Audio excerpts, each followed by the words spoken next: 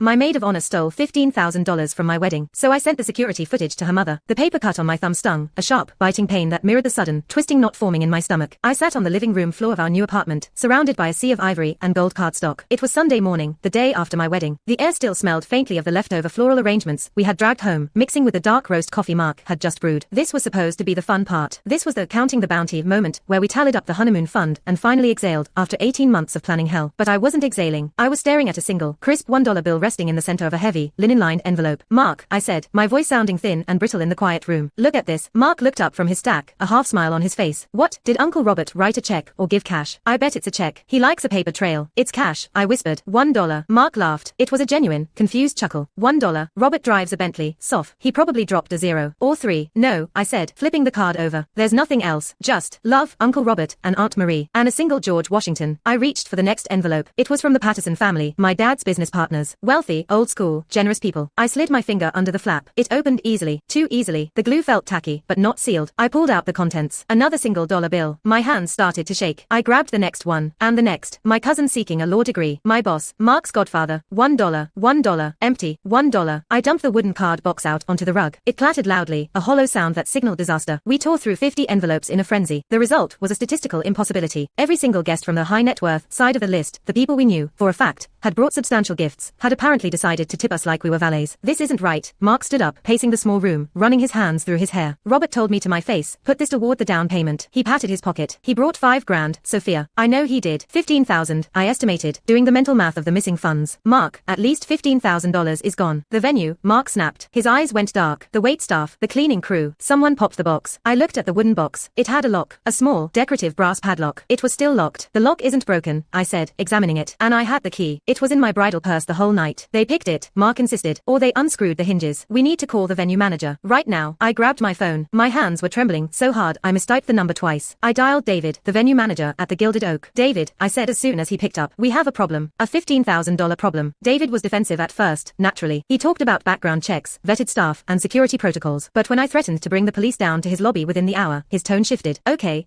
David said. "Listen, I'm at the venue now. We have cameras, high-def cameras in the hallways, the lobby, and the bridal suite where the gifts were stored during the cocktail hour. Come down here. We'll watch the tapes together. If one of my guys touched that box, I'll kill them myself." We drove to the venue in silence. The rain was hammering against the windshield, matching the chaotic storm in my head. $15,000. That was our house down payment. That was our future. What I was about to execute wasn't just revenge. It was a digital public execution. One of the guests doesn't just give gifts, he documents them. And what he did before sealing his envelope is about to crash someone's world that no amount of crying can fix. But first, I had to assemble the audience for her downfall. For full version follow on screen instructions.